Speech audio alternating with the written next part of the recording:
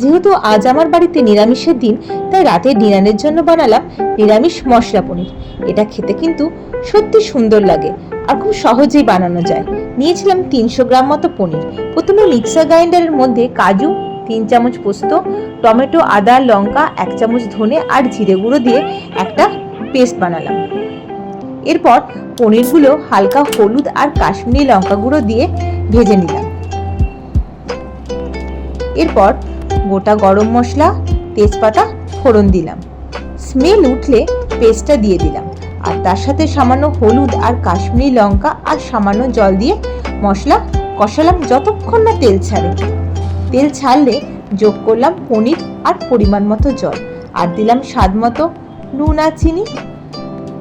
ব্যাস 5 থেকে 10 মিনিট হতে দিলেই ঘি আর গরম মশলার সহযোগে একদম পরোটার জন্য রেডি।